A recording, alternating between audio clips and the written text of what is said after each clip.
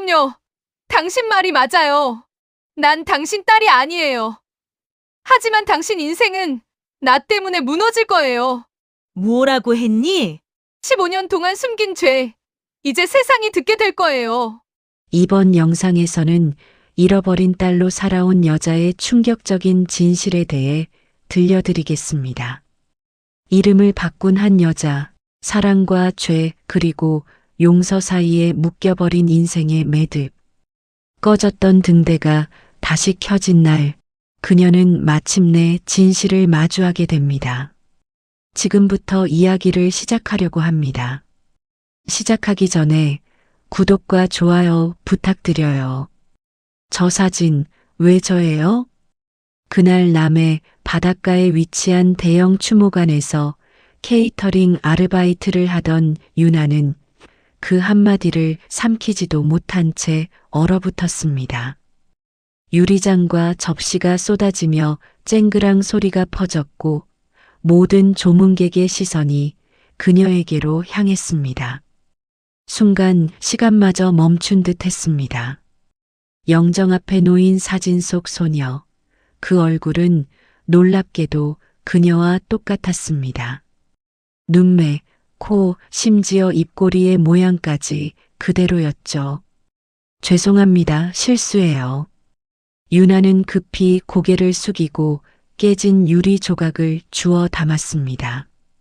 하지만 손이 덜덜 떨렸습니다. 손끝이 얼어붙는 것 같았고 가슴이 쿵쾅거렸습니다. 어떻게 내 얼굴이 저기 있을 수 있지? 장난인가? 머릿속이 하얘졌습니다. 주방에서 일하던 동료가 다가와 낮은 목소리로 속삭였습니다. 괜찮아? 얼굴이 하얘졌어. 응, 그냥 피곤해서 그래. 억지로 미소를 지었지만 손끝이 아직 떨리고 있었습니다. 잠시 후 행사장 안에 잔잔한 추모곡이 다시 흘러나왔습니다. 유나는 조심스럽게 접시를 닦으며 테이블 사이를 오갔습니다. 그러나 시선은 계속 영정 쪽으로 향했습니다. 사진 속 소녀의 눈빛이 마치 자신을 바라보는 듯 했기 때문입니다. 그 낯선 친밀감이 두려웠습니다. 내가 착각하는 걸까? 하지만 저 얼굴 분명 나야. 그날의 행사는 대기업 정운그룹 회장 부인의 15주기 추모제였습니다. 유나는 잠깐의 아르바이트일 뿐이라 생각하고 왔습니다. 하지만 마음속 어딘가가 이상하게 불안했습니다. 유나 씨, 저쪽 테이블 좀 정리해줘요. 메인 셰프의 목소리에 유나는 화들짝 정신을 차렸습니다. 트레이를 들고 조심스럽게 걸어갔습니다. 그러나 다시 시선이 영정으로 향했습니다. 사진 속 소녀의 미소가 희미하게 흔들렸습니다. 이게 뭐야? 속삭이듯 중얼거리는 순간 손에 쥔 트레이가 미끄러졌습니다. 와인잔이 바닥에 떨어지고 붉은 액체가 카펫 위에 번졌습니다. 아, 죄송합니다. 유나는 허겁지겁 닦았지만 조문객들의 시선이 따갑게 꽂혔습니다. 그중 몇 명은 수군거렸습니다. 저 사람, 아까 그 사진이랑 똑같이 생기지 않았어? 그러게, 이상하네. 그 말이 귓가에 남았습니다. 심장이 더 빠르게 뛰었습니다. 행사가 끝난 뒤 유나는 홀 구석의 의자에 잠시 앉았습니다. 창문 밖 바다 위로 저녁 햇살이 반사되어 반짝이고 있었습니다. 그러나 그 아름다움조차 불안의 그림자에 가려졌습니다. 이상해, 진짜 이상해. 손목을 감싼 매듭 팔찌가 희미하게 흔들렸습니다. 어린 시절부터 늘 차고 있던 팔찌였습니다. 갑자기 그 팔찌가 너무 낯설게 느껴졌습니다. 혹시 내가 모르는 무언가가 있는 걸까? 퇴근길, 유나는 휴대폰을 꺼내 인터넷을 검색했습니다. 정웅그룹 회장 부인 사고 15년 전 화면 속 기사 제목이 눈에 들어왔습니다. 정웅그룹 정세훈 회장, 폭우로 인한 실족사고로 딸을 잃어. 딸. 유나는 입술을 깨물었습니다. 그 기사의 사진 속 어린 소녀가 추모관의 사진 속 인물이었습니다. 그리고 자신과 똑같은 얼굴이었습니다. 그날 밤 유나는 잠을 이루지 못했습니다. 창문 밖 파도가 들려오는 소리가 마치 누군가의 이름을 부르는 것 같았습니다. 손목의 별 모양 점이 시야에 들어왔습니다. 어쩌면 내 인생은 생각보다 오래전에 바뀌었는지도 몰라. 그녀는 그날의 유리잔 소리, 사람들의 시선, 사진 속 웃음을 떠올리며 천천히 눈을 감았습니다. 모든 시작은 그렇게 아주 사소한 순간에 찾아왔습니다. 유나 씨, 손 좀 봐요. 행사 정리가 끝나갈 무렵 한도은 여사가 다가왔습니다. 그녀는 고급스러운 블라우스 차림에 여전히 침착한 얼굴이었지만 눈빛에는 묘한 떨림이 있었습니다. 이쪽 손목 좀 보여주시겠어요? 유나는 당황스러웠습니다. 네, 왜요? 한도은의 시선이 유나의 오른쪽 손목 안쪽으로 향했습니다. 순간 그녀의 눈이 커졌습니다. 역시 별 모양 점이 있군요. 그녀는 숨을 고르듯 말을 이었습니다. 20해 전 잃어버린 제 딸, 해솔이 손에도 저 점이 있었어요. 유나는 놀란 눈으로 손목을 가렸습니다. 저 그런 사람 아니에요. 전 그냥 아르바이트예요. 아니에요. 이건 단순한 우연이 아니에요. 얼굴도 표정도 너무 똑같아요. 한도은은 떨리는 손끝으로 유나의 얼굴을 가리켰습니다. 그 순간 주변에 있던 스태프 몇 명이 수군거렸습니다. 그러고 보니 닮았네.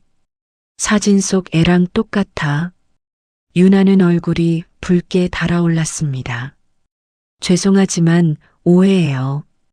전 그런 거 모릅니다.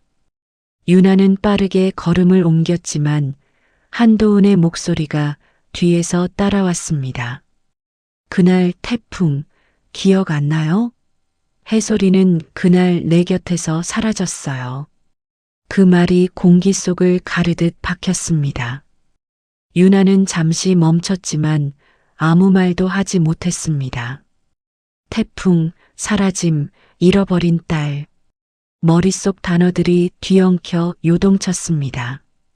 행사장 밖으로 나와 숨을 몰아쉬며 벽에 기대 섰습니다. 무슨 일이야, 이게 대체. 손목을 바라보았습니다. 어린 시절부터 있었던 별 모양 점. 지금까지는 단순한 점이라 생각했는데 갑자기 그 점이 낯설고 두려워졌습니다. 바람이 불어 머리카락이 흩날렸고 멀리서 바다 냄새가 짙게 밀려왔습니다. 그녀의 귓가에 방금 전 한도은의 목소리가 맴돌았습니다. 해솔아, 내가 맞잖아. 유나는 고개를 세게 저었습니다. 아니야, 난 유나야. 목소리가 떨렸습니다. 하지만 그 말을 스스로도 믿지 못했습니다. 그날 밤 집에 돌아온 유나는 거울 앞에 섰습니다. 피로에 지친 얼굴, 그러나 낯설게 느껴지는 눈빛. 마치 거울 속 사람이 자신이 아닌 것 같았습니다. 침대에 누워 휴대폰을 켜니 정웅그룹 회장 부인 추모제 관련 뉴스가 떠 있었습니다. 기사에는 고 정 회장 부인의 딸 해솔, 폭우로 실종된 지 20년째라는 문장이 선명했습니다. 유나는 휴대폰을 내려놓고 천장을 바라보았습니다. 설마 그런 일은 드라마에서나 있지. 하지만 가슴 한켠이 이상하게 조여왔습니다. 손목의 점이 그날 본 사진 속 미소와 겹쳐졌습니다. 유나는 눈을 감았습니다. 그 여자의 말, 정말 우연이었을까? 눈꺼풀 뒤로 잔잔한 파도 소리가 들렸습니다. 이상하게도 그 파도는 마치 오래전부터 자신을 불러온 듯 했습니다. 엄마, 내 어릴 적 사진 더 없어요? 유나는 조심스럽게 물었습니다. 양어머니 박춘자는 잠시 멈칫하더니 장롱 위에서 낡은 앨범을 꺼냈습니다. 이 안에 다 있지. 내 초등학교 입학식도 있고 첫 발표회 사진도 있잖아. 유나는 페이지를 넘겼습니다. 그러나 사진은 모두 8살 이후부터였습니다. 그 이전의 사진은 단 한 장도 없었습니다. 그 전건요? 유치원이나 더 어릴 적 거요. 춘자의 손끝이 살짝 떨렸습니다. 그때 태풍이 심해서 앨범이 다 젖었지. 그때 몇 장은 못 건졌어. 말은 그랬지만 유나의 가슴 한켠에서 뭔가 이상한 감정이 피어올랐습니다. 잃어버린 게 단순한 사진뿐이 아니라는 느낌이었습니다. 그럼 그때 우리 어디 있었어요? 그게 그때는 보호소로 잠시 피신했었잖아. 너도 기억 안 나? 춘자의 시선이 흔들렸습니다. 유나는 조용히 고개를 저었습니다. 전 그때 기억이 잘 안 나요. 그냥 바람이 세게 불었던 거 말곤. 말끝이 흐려졌습니다. 창문 밖에서는 밤바람이 불었습니다. 유나는 앨범을 덮으며 속삭였습니다. 근데 이상해요. 태풍이 나서 다 젖었다면서 이건 다 멀쩡하네요. 춘자는 말없이 웃었습니다. 그래도 지금은 이렇게 잘 크고 있으니까 됐지. 그녀는 유나의 손을 잡았습니다. 하지만 유나는 그 손의 온기 속에서 이상한 낯설음을 느꼈습니다. 그동안 단 한 번도 의심해 본 적 없던 관계가 그날따라 조금씩 흔들리고 있었습니다. 밤이 깊어가고 유나는 방 안에서 홀로 앨범을 다시 펼쳤습니다. 사진 속의 어린 유나는 활짝 웃고 있었지만 그 웃음이 마치 다른 사람의 표정처럼 보였습니다. 이게 정말 나일까? 책장 사이에 끼워진 오래된 사진 한 장이 눈에 띄었습니다.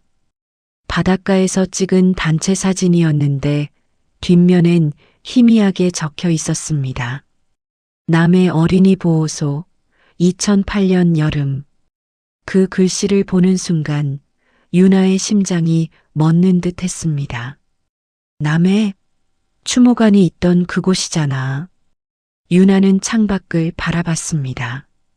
달빛이 희미하게 손목 위를 비쳤습니다. 별 모양 점이 은빛으로 반짝였습니다. 이건 우연이 아닌 것 같아요. 그녀는 그렇게 속삭이며 앨범을 덮었습니다. 그 순간 어릴 적 들었던 것 같은 낮은 파도 소리가 귓가를 스쳤습니다. 하지만 방 안에는 라디오도 물소리도 없었습니다. 유나는 불안하게 손목의 매듭끈을 만졌습니다. 어릴 적부터 한 번도 풀지 않았던 팔찌였죠. 이건 대체 어디서 생긴 거지? 그녀는 천천히 팔찌를 살펴보았습니다.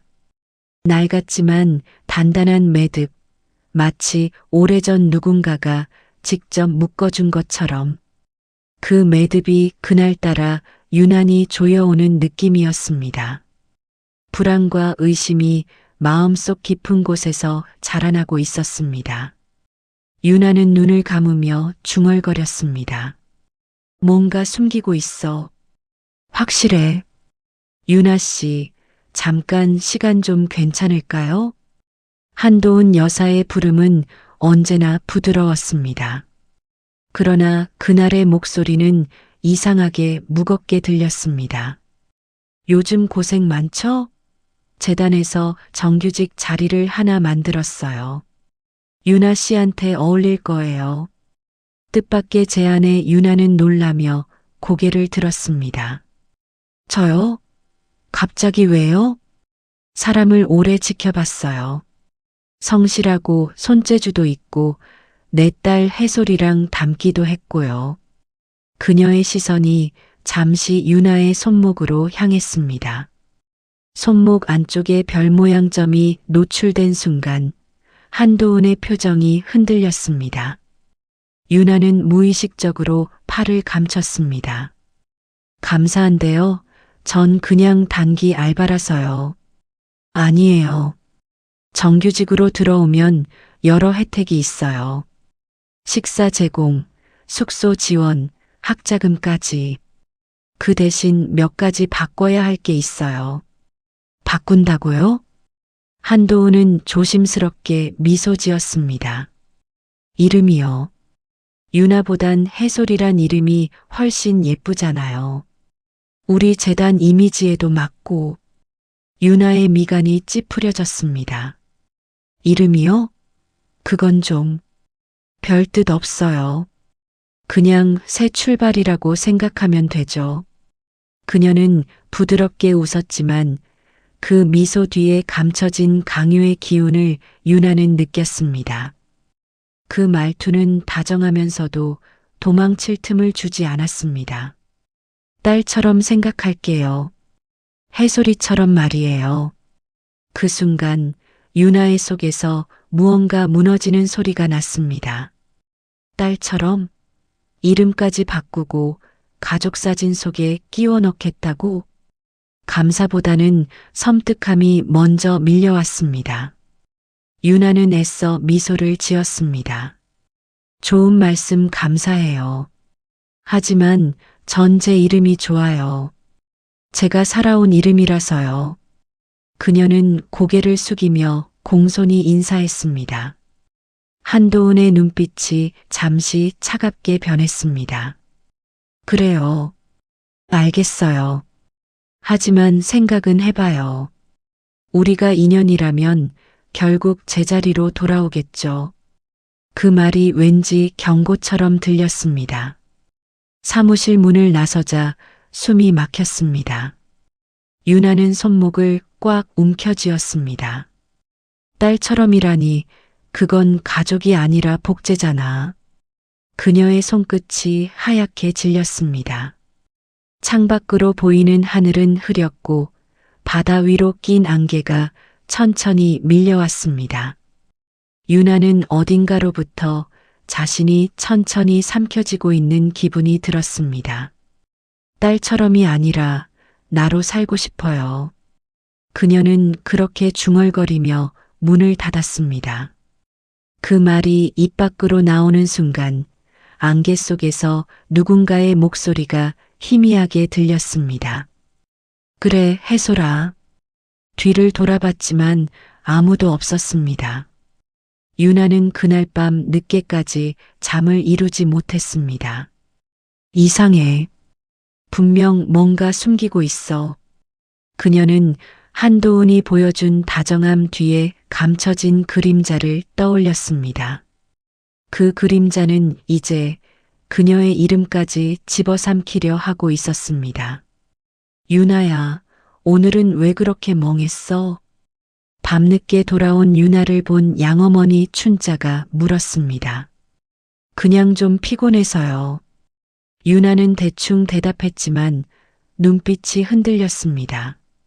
거실에 앉은 두 사람 사이로 TV 불빛만 어른거렸습니다. 잠시 정적이 흐르다 유나가 입을 열었습니다. 엄마, 나 어릴 때 얘기 좀 해줘요. 내가 보호소에 있었다면서요? 춘자의 손이 멈췄습니다. 누가 그런 말을 했니? 그냥 들었어요.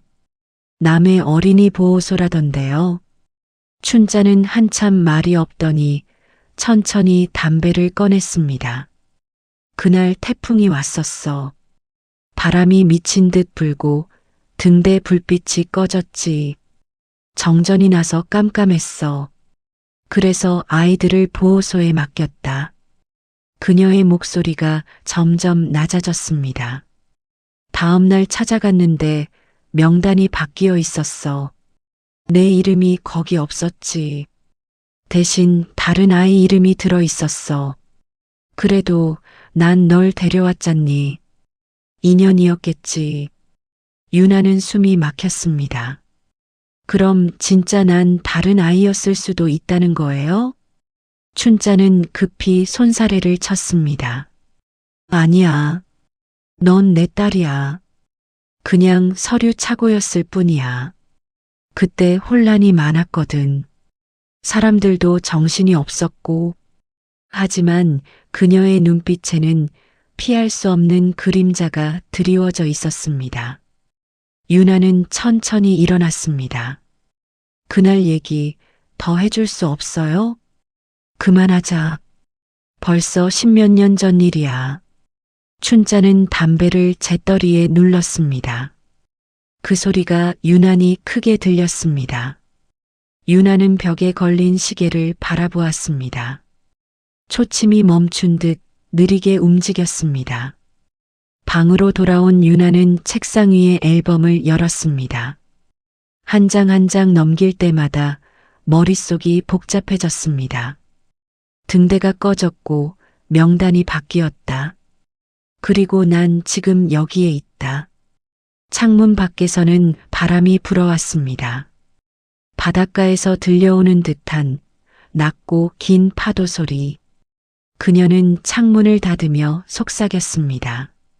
그날 뭐가 있었던 거야?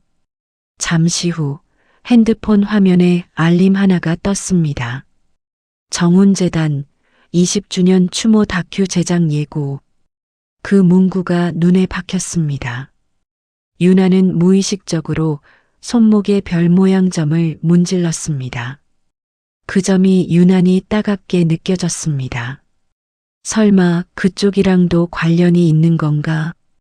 가슴속 어딘가에서 오래된 불빛이 깜빡거렸습니다. 등대가 꺼진 그날 바뀌어버린 운명. 그 불빛이 다시 켜질 날이 올까? 유나는 불 꺼진 방 안에서 스스로에게 중얼거렸습니다. 엄마가 날 데려온 게 인연이라면 왜 그 인연이 이렇게 불안할까? 바다바람이 창문 틈 사이로 스며들었고 그 바람이 마치 누군가의 목소리처럼 들렸습니다. 해솔아, 기다려. 유나는 몸을 떨며 창문을 닫았습니다. 이상하게도 그 목소리는 익숙했습니다. 저기, 이분은 누구신가요? 부엌에서 일하시는 분 맞죠? 고급 호텔 연회장, 재단 후원자 모임의 한복판에서 날카로운 목소리가 들렸습니다. 유나는 잠시 굳어섰습니다. 앞치마를 두른 자신을 바라보는 시선들, 그 속엔 분명한 경계가 있었습니다. 한도훈은 웃으며 대답했습니다. 행사 준비 도와주는 분이에요. 우리 재단 행사엔 늘 고생이 많죠. 말은 부드러웠지만 유나는 그 말이 자신을 아래로 눌러버리는 무게처럼 느껴졌습니다. 부엌은 여기고 객실은 저기예요. 그 말을 던진 건 한 후원자의 부인이었습니다. 그녀는 유나의 앞치마를 흘겨보며 웃었습니다. 이런 자리에 일하는 분이 왜 와 있대요? 구분은 좀 해야지. 순간 주변이 싸늘해졌습니다. 유나는 무릎이 풀릴 만큼 창피했지만 꾹 참았습니다. 죄송합니다. 테이블 정리 도와드리겠습니다. 그녀는 낮은 목소리로 말하며 손수건으로 흘린 물을 닦았습니다. 하지만 손끝이 떨렸습니다. 뒤쪽에서 한지욱이 다가와 조용히 말을 건넸습니다. 신경 쓰지 마세요. 그런 사람들 말에 상처받을 필요 없어요. 괜찮아요. 익숙하니까요. 유나는 애써 웃었지만 속이 뒤틀리는 느낌이 들었습니다. 행사장에 울려 퍼지는 클래식 음악이 오히려 그녀를 더 작게 만들었습니다. 그때 한도훈이 다가와 유나의 어깨를 다정하게 두드렸습니다. 유나 씨, 괜찮죠? 사람들이 좀 예민해서 그래요. 예, 괜찮아요. 그녀는 짧게 대답했지만 한도훈의 눈빛에서 묘한 자부심이 읽혔습니다. 내가 감싸줬다는 듯한 시선. 그 온화한 미소가 오히려 더 차가웠습니다. 유나는 잠시 밖으로 나왔습니다. 연회장 문이 닫히자 안에서 들리던 웃음소리가 멀어졌습니다. 복도 끝 창가에 서서 바다를 바라보았습니다. 창문에 비친 자신의 모습은 초라했습니다. 앞치마, 묶은 머리, 지친 얼굴. 나는 누구의 딸도 아니고 그저 일하는 손이구나. 그녀는 스스로에게 말했습니다. 그리고 다시 행사장 문 너머에서 들려오는 웃음소리에 귀를 기울였습니다. 그 웃음소리는 마치 다른 세상의 소리 같았습니다. 그날 밤 유나는 버스 창가에 앉아 창밖을 바라봤습니다. 비가 내리고 유리창에 빗물이 흘러내렸습니다. 그녀는 그날 들었던 말이 계속 머릿속을 맴돌았습니다. 부엌은 여기고 객실은 저기야. 한마디였지만 세상을 가르는 선처럼 느껴졌습니다. 그리고 그 선은 자신과 한도훈 사이에도 존재했습니다. 유나는 손목을 감싼 매듭끈을 세게 움켜쥐었습니다. 언젠가 이 사람들 앞에서 당당히 서보겠어. 그녀의 눈빛이 바뀌었습니다. 비에 젖은 창문 너머로 멀리 꺼져가는 등대 불빛이 보였습니다. 그 불빛은 마치 속삭이는 듯 했습니다. 끝까지 가봐. 그래야 진실이 보일 거야. 유나 씨, 잠깐 봅시다. 재단 회계팀에서 일하는 한지욱이 낮은 목소리로 불렀습니다. 그는 평소 말수가 적은 사람이었지만 그날따라 눈빛이 심상치 않았습니다. 이건 그냥 우연일 수도 있는데요. 이상해서요. 그가 건넨 서류철에는 오래된 기부 내역과 직원 등록 명부가 들어 있었습니다. 유나는 한 장씩 넘기다가 이름 하나에서 손이 멈췄습니다. 이예솔 2008년 남해 보호소 출신. 가슴이 철렁 내려앉았습니다. 이거 어디서 구했어요? 창고에 쌓인 오래된 재단 기록 정리하다가 우연히요.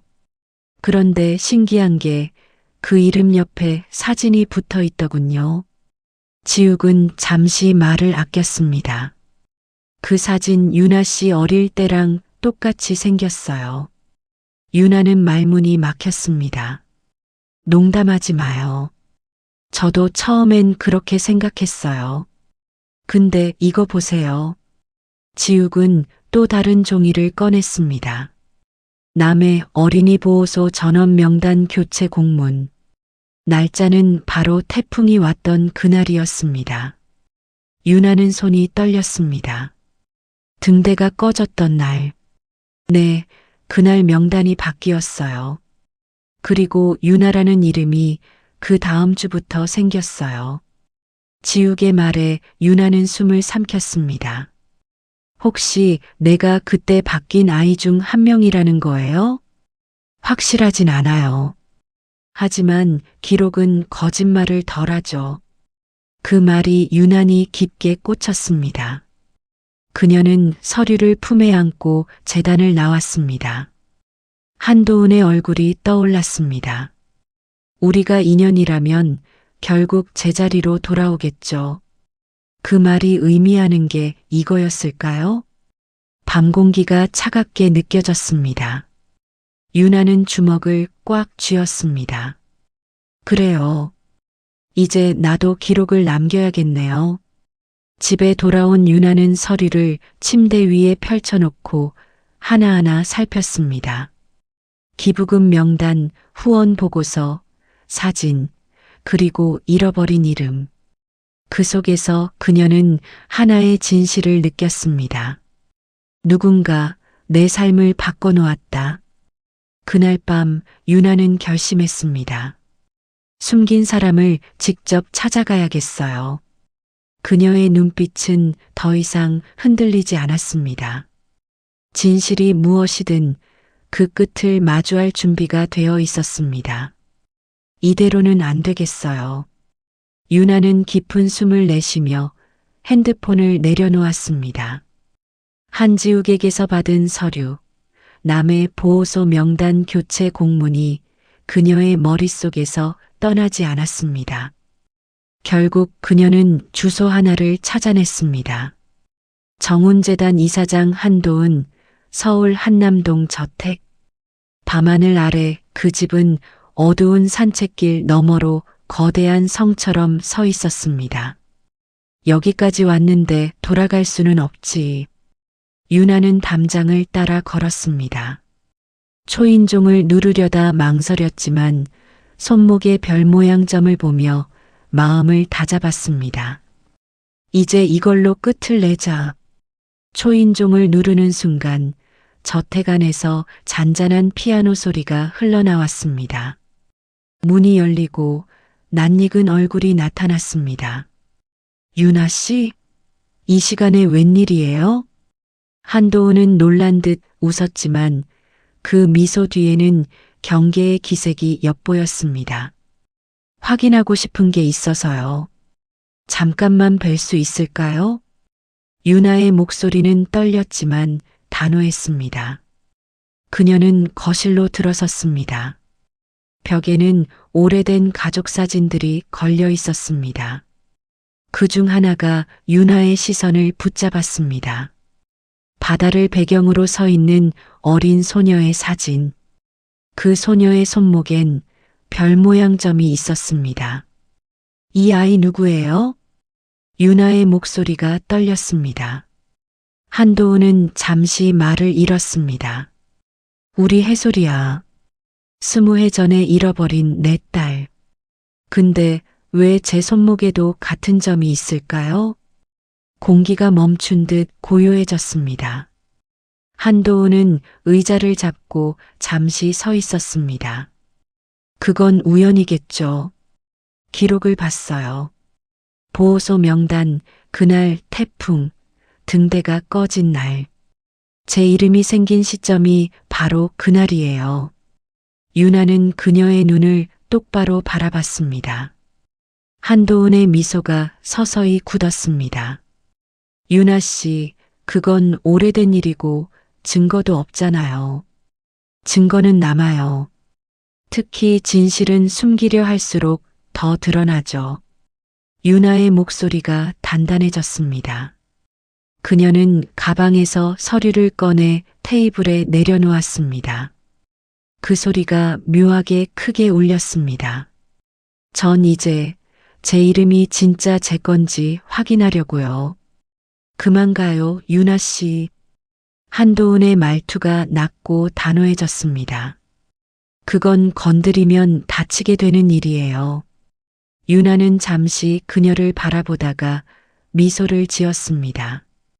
다친다는 건 진실에 닿고 있다는 뜻 아닐까요? 그녀는 고개를 숙이며 인사했습니다.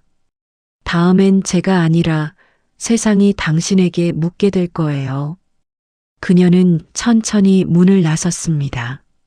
등 뒤에서 한도훈의 떨린 숨소리가 들렸습니다. 문이 닫히는 순간 유나의 마음속에 뭔가 확실히 자리 잡았습니다. 두려움이 아니라 확신이었습니다. 그녀는 중얼거렸습니다. 이제 매듭의 끝이 보여요. 기록은 거짓말을 덜한다고 했지. 유나는 핸드폰을 꺼내 녹음 앱을 켰습니다. 며칠 동안 한도훈이 한 말을 되짚으며 진실의 단서를 잡아가고 있었습니다. 그녀는 재단 창고로 향했습니다. 비밀번호 자물쇠가 채워진 문을 열자 오래된 서류 냄새가 밀려왔습니다. 그 속엔 누렇게 바랜 박스들이 층층이 쌓여 있었습니다. 이 안에 내 이름이 바뀐 흔적이 있겠지. 유나는 박스를 열고 서류를 꺼냈습니다. 기부내역, 보육원 인수명단, 의료 기록까지 빽빽하게 꽂혀 있었습니다. 그러다 한 장의 문서가 눈에 띄었습니다. 2008년 남해 어린이 보호소 환자 이송 기록 담당 한도은. 그녀의 심장이 빠르게 뛰었습니다. 역시 당신이었구나. 그때 문이 열렸습니다. 유나 씨? 한도은의 목소리가 뒤에서 들렸습니다. 유나는 놀라서 서류를 뒤로 숨겼습니다. 이 시간에 여기서 뭐 하는 거예요? 정리 좀 하려고요. 거짓말 마요. 이건 내 허락 없인 들어올 수 없는 곳이에요. 한도은의 발걸음이 가까워졌습니다. 유나는 숨을 고르며 핸드폰을 살짝 눌렀습니다. 녹음이 시작되었습니다. 그날 명단을 바꾼 게 당신이죠? 무슨 소리를 하는 거예요? 등대가 꺼진 날 보호소 명단이 조작됐어요. 그 후로 제 이름이 생겼어요. 유나라는 이름이. 한도은은 잠시 침묵하더니 피식 웃었습니다. 그래요. 내가 바꿨어요. 그 말이 녹음되는 순간 유나는 손끝이 떨렸습니다. 그 아이는 내 딸이었어요. 사고로 잃은 아이를 대신해 남의 아이를 데려왔다고요. 하지만 내가 키우지 않았죠. 당신 부모가 대신 키웠으니까. 유나의 눈이 커졌습니다. 그럼 그 아이가 저였다는 거예요? 그래요. 원래 당신은 해솔이었어요. 공기가 얼어붙었습니다. 유나는 숨을 몰아쉬었습니다. 왜요? 왜 그런 짓을 한 거예요? 그땐 내 딸이 죽었다고 믿고 싶지 않았어요. 한도은은 고개를 떨궜습니다. 모두의 인생을 망쳐놓고도 그렇게 말할 수 있어요? 유나의 목소리가 떨렸습니다. 망친 건 나예요. 내가 진실을 말하지 않았다면 당신은 지금처럼 괴롭지 않았을 텐데. 유나는 한도은을 바라보며 말을 잇지 못했습니다. 하지만 마음속에 확신이 들었습니다. 이건 끝이 아니라 시작이었다. 그녀는 핸드폰을 꺼내 녹음을 멈추었습니다. 그 파일 제목은 진실의 시작. mp3로 저장되었습니다. 문을 나서며 그녀는 중얼거렸습니다. 이제 당신이 말한 진실 세상에 들려줄 차례예요. 바람이 불어 서류 한 장이 바닥에 떨어졌습니다. 그 종이엔 이렇게 적혀 있었습니다. 보호소 아동 전원 이송단 1명 행방불명. 유나는 잠시 멈춰 섰습니다. 그 1명 바로 자신이었다. 보내졌습니다. 유나는 떨리는 손끝으로 파일 전송 버튼을 눌렀습니다. 녹음 파일 진실의 시작. mp3를 한도은의 비서 메일로 보낸 뒤 이건 세상에 알려져야 해요. 라는 짧은 메시지를 남겼습니다. 그녀는 안도의 숨을 내쉬었지만 동시에 묘한 불안이 스쳤습니다. 그 파일을 누가 가장 먼저 열어볼지는 아무도 몰랐습니다. 그날 저녁 재단 사무실에서는 조용한 긴장감이 흘렀습니다. 비서가 전달한 파일을 한도은의 아들 정태현이 먼저 받았습니다. 그는 서류를 정리하다가 우연히 메일을 열었고 녹음 속 한도은의 목소리가 울려 퍼졌습니다. 그래요.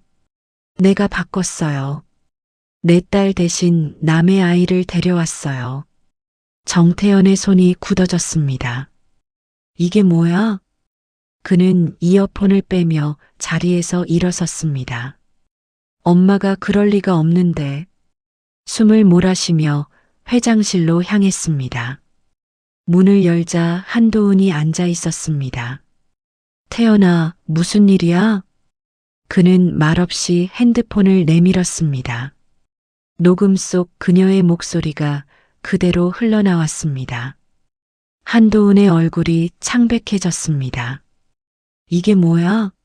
정말이야? 그건 오래된 일이고 설명할 시간이 없었어. 설명이요? 지금까지 나한테 단 한마디도 안 했잖아요.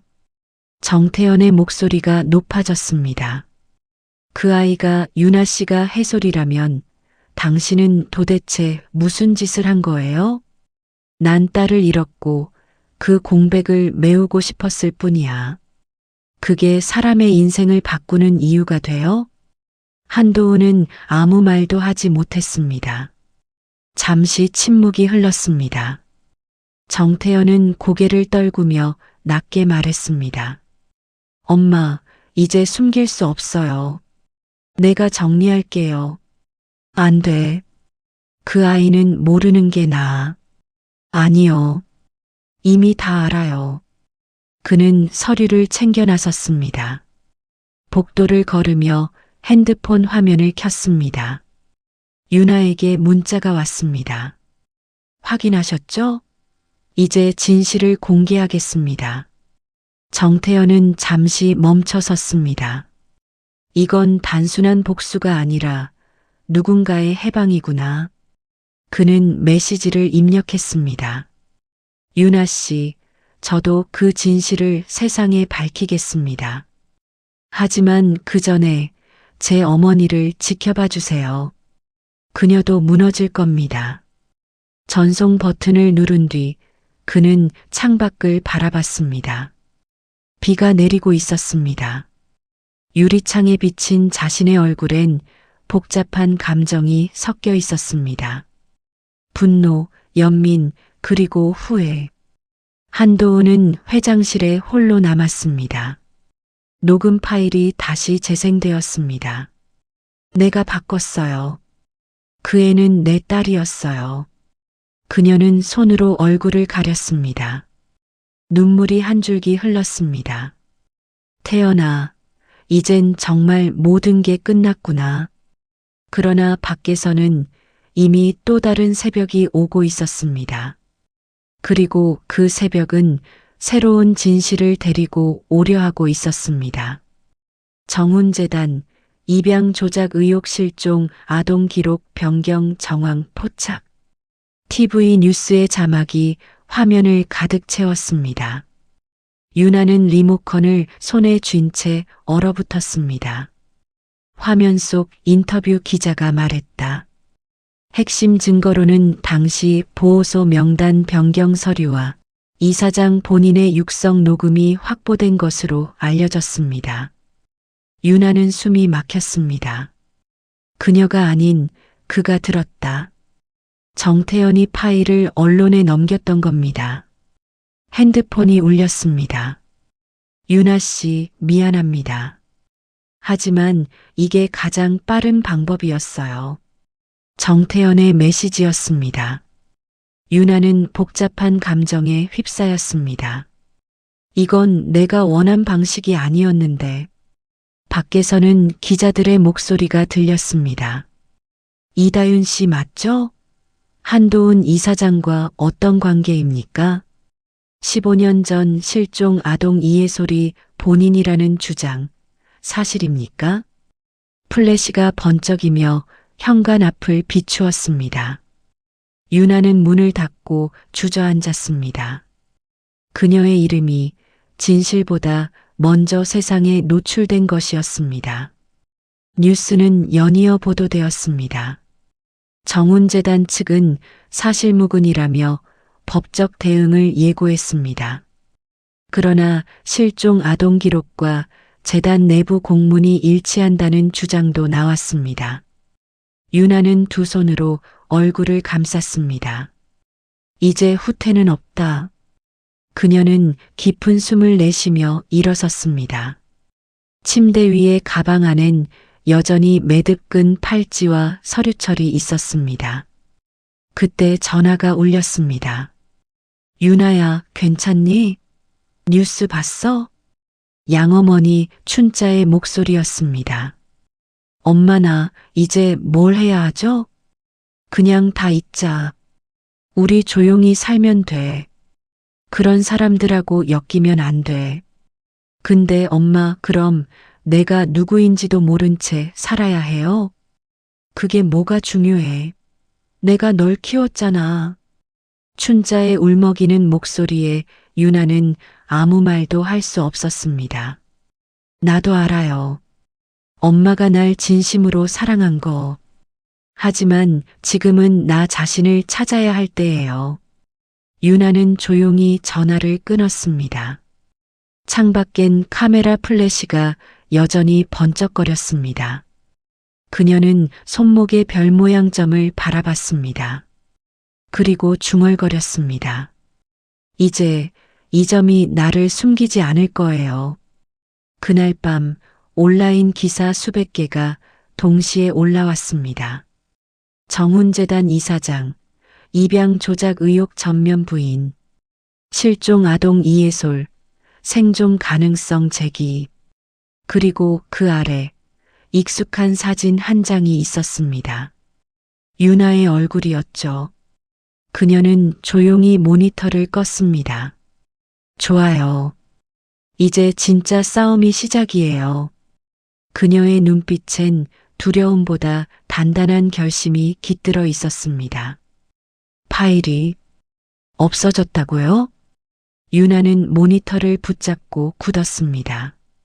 핸드폰, 노트북, 클라우드 모든 백업이 사라져 있었습니다.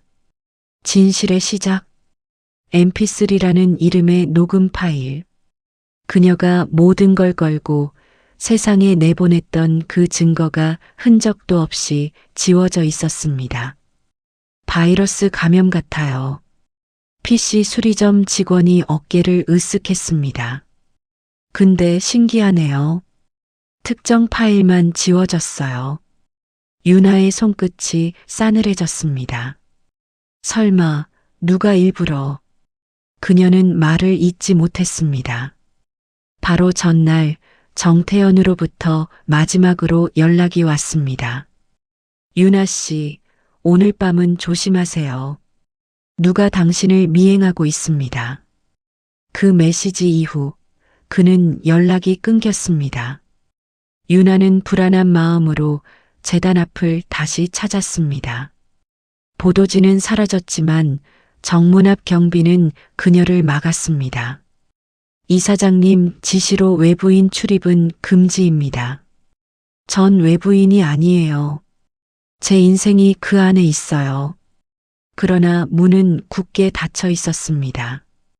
그 순간 익숙한 차 한 대가 지나갔습니다. 검은 세단, 창문 너머로 보이는 한도은의 얼굴. 그녀는 고개를 돌리지 않았습니다. 대신 미묘한 미소만 남겼습니다. 유나는 주먹을 꽉 쥐었습니다. 증거가 사라졌다고 진실이 사라지는 건 아니야. 그녀는 다시 핸드폰을 켰습니다. SNS에 올라온 기사 댓글들을 스크롤했습니다. 저 여자 돈 노리고 조작한 거 아님? 증거도 없다며? 결국 관심 끌려고 한 거지. 유나는 숨을 삼켰습니다. 세상은 진실보다 소문을 더 빨리 믿고 있었습니다. 그때 낯선 번호로 전화가 걸려왔습니다. 유나 씨죠? 낮고 차분한 남성의 목소리였습니다. 당신이 찾는 파일 아직 사라진 게 아닙니다. 누구세요? 진실을 지키고 싶은 사람입니다. 내일 밤 9시 남해의 등대 앞으로 오세요. 그날의 진실은 그곳에서 다시 켜질 겁니다. 뚝 전화가 끊겼습니다. 유나는 핸드폰을 꼭 쥔 채 창밖을 바라봤습니다. 비가 내리고 있었습니다. 등대 그날 명단이 바뀐 곳, 모든 조각이 다시 하나로 맞물리는 듯 했습니다. 그녀는 가방에 매듭 팔찌를 넣고 속삭였습니다. 좋아요. 이번엔 제가 묻겠어요. 왜 내 인생을 바꿨는지. 이젠 끝까지 가야 해. 유나는 차창 밖으로 스치는 파도 소리를 들으며 중얼거렸습니다. 남해의 밤바다는 어둡고 고요했지만 어딘가에서 미묘한 기시감이 피어올랐습니다. 그녀가 어릴 적 꿈에서 늘 보던 풍경 꺼진 등대, 젖은 돌계단, 그리고 이름 모를 바람소리. 도착한 등대는 오래된 콘크리트 벽에 이끼가 뒤덮여 있었습니다. 15년 전 그날 명단이 바뀐 바로 그 장소. 유나는 손전등을 켜고 천천히 계단을 올랐습니다. 누구세요? 그녀의 목소리가 어둠 속으로 퍼졌지만 대답은 없었습니다. 바람만 불었습니다. 그때 아래쪽에서 누군가의 발소리가 들렸습니다. 유나 씨. 그 목소리는 익숙했습니다. 정태현 씨? 그가 어둠 속에서 걸어 나왔습니다.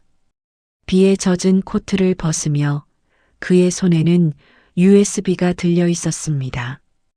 이걸 찾으러 온 거죠? 그게 파일이에요? 그래요.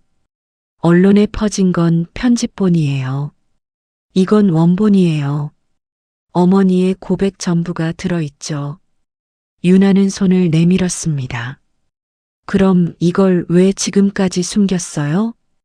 정태현은 씁쓸하게 웃었습니다. 유나 씨가 위험했어요. 언론보다 더 무서운 건 재단 내부예요. 이사장 자리를 노리는 사람들, 돈이 걸린 사람들. 그들은 진실보다 이미지를 지키려고 하죠. 유나는 고개를 끄덕였습니다. 그럼 이제 끝났네요. 이걸 내면 모든 게 드러나겠죠. 아니요. 정태현의 표정이 어두워졌습니다. 진짜 반전은 아직이에요. 어머니가 명단을 바꿨던 이유, 그게 단순한 착각이 아니었어요. 유나는 숨을 삼켰습니다. 그게 무슨 말이에요? 그날 당신이 물에 빠진 게 아니었어요. 순간 바람이 거세게 불었습니다. 그날 당신을 데려간 사람 내 아버지였어요. 유나의 눈이 커졌습니다. 당신 아버지요? 그분은 재단의 전 회장이었어요. 어머니가 울부짖던 그날 그분은 이미 결심했죠. 딸을 잃은 여자를 다시 살게 하려면 아이 하나쯤은 바꿔도 된다고. 정태현은 고개를 떨궜습니다. 그래서 당신은 내 어머니의 죄이자 내 아버지의 구원이었어요. 유나는 아무 말도 하지 못했습니다. 멀리서 파도 소리가 높아졌습니다. 등대 불빛이 천천히 돌아가며 두 사람의 얼굴을 비췄습니다. 유나는 낮게 속삭였습니다. 그럼 난 도대체 누구의 인생을 살고 있었던 걸까요? 정태현이 USB를 건넸습니다. 이제 당신이 선택하세요. 이걸 세상에 공개할지 아니면 끝낼지. 유나는 손끝으로 USB를 쥐었습니다. 손목의 별 모양 점이 불빛 아래에서 반짝였습니다. 그녀는 등대를 올려다보았습니다. 꺼졌던 불빛이 다시 켜졌습니다. 그래요. 이젠 내가 선택할 차례예요. 당신이 내 어머니의 딸이 아니었다면? 정태현의 말이 귓가에서 메아리 쳤습니다. 유나는 그를 바라보다가 천천히 고개를 저었습니다. 무슨 말이에요? 당신 어머니가 직접 말했잖아요. 그 아이는 내 딸이었다고. 그건 진실이 아니었어요. 그는 USB를 노트북에 꽂았습니다. 화면에 재생된 녹음 속 한도은의 목소리가 떨리고 있었습니다. 난 딸을 잃었다고 믿었지만 그 애는 이미 살아 있었어. 그 아이를 대신 데려온 건 내 죄를 덮기 위한 거였어. 유나는 화면을 똑바로 볼 수 없었습니다. 그게 무슨 뜻이에요? 정태현이 낮게 말했습니다. 어머니는 딸을 잃었다고 말했지만 사실은 사고를 은폐했어요. 그날 바다에서 빠진 아이는 당신이 아니라 해솔이라는 이름을 가진 다른 아이였어요. 유나의 눈이 커졌습니다. 그럼 난 그 애가 아니라는 거예요? 그래요. 당신은 명단이 바뀐 날 보호소로 옮겨지던 중 같은 차에 타고 있던 또 다른 아이였어요. 당신이 깨어났을 땐 기억이 지워졌고 어머니는 그걸 운명이라며 받아들였죠. 유나는 숨을 몰아쉬었습니다. 그럼 지금까지 나는 누군가의 빈자리를 대신 채운 거네요. 정태현은 고개를 떨궜습니다. 어머니는 죄책감에 평생을 묶여 살았어요. 그녀가 당신을 찾은 이유는 사랑이 아니라 속죄였어요. 유나는 말을 잃었습니다. 눈앞이 흐려졌습니다. 그래서 난 해솔도 아니고 유나도 아닌 거네요. 아니요. 정태현이 조용히 말했다. 당신은 유나예요. 어머니가 만들어낸 이름이 아니라 이제 스스로 선택한 이름으로 남을 수 있잖아요. 유나는 눈을 감았습니다. 바람이 등대 유리를 스쳤고 빛이 그녀의 얼굴을 스쳤습니다. 난 그저 누군가의 딸이 되고 싶었을 뿐이에요. 이젠 그럴 필요 없어요. 정태현이 한 걸음 다가섰습니다. 누군가의 딸이 아니라 당신 자신의 삶을 살아가면 돼요.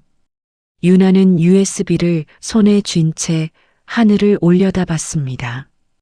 등대의 불빛이 한번 깜빡였다가 이내 밝게 타올랐습니다. 그녀의 눈에서 한 줄기 눈물이 흘렀습니다. 그날 꺼졌던 등대가 이제야 다시 켜졌네요. 그리고 아주 천천히 그녀는 미소를 지었습니다. 바다는 여전히 잔잔했지만 내 마음은 처음으로 고요했습니다. 유나는 등대 앞 벤치에 앉아 있었다. 밤하늘 아래 바람은 부드럽게 불었고 등대의 불빛이 일정한 간격으로 바다를 비추고 있었다. 그녀는 손목에 매듭 팔찌를 풀었다. 낡은 끈이지만 그 안엔 모든 시간이 묶여 있었다. 해솔이라는 이름도 유나라는 이름도 결국 나였어요. 그녀는 조용히 중얼거렸다. 누군가 만들어준 인생이 아니라 내가 고른 인생으로 다시 시작할래요. 그때 뒤에서 발소리가 들렸다. 여기 있었군요. 정태현이 조심스럽게 다가왔다. 그는 손에 작은 봉투를 들고 있었다. 어머니가 남긴 편지예요. 마지막으로 전해달래요. 유나는 잠시 망설이다가 봉투를 열었다. 편지에는 짧은 문장이 적혀 있었다. 얽힌 인연도 풀리기 위해 매듭이 되는 법이다. 너를 내 곁에 묶어 미안했고 이제 자유로이 흘러가길 바란다. 유나는 눈을 감았다. 한도은의 얼굴이 떠올랐다. 죄책감과 모성, 그리고 마지막 용서. 그 모든 감정이 파도처럼 밀려왔다. 결국 우리 모두 얽혀 있었던 거네요.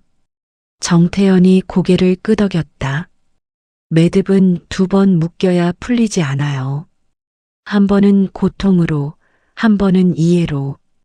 유나는 미소 지었다. 이제 이해했어요. 묶인 인연이 꼭 불행한 건 아니네요.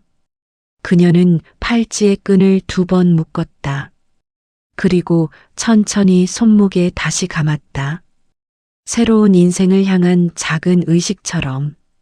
멀리서 파도 소리가 규칙적으로 들렸다.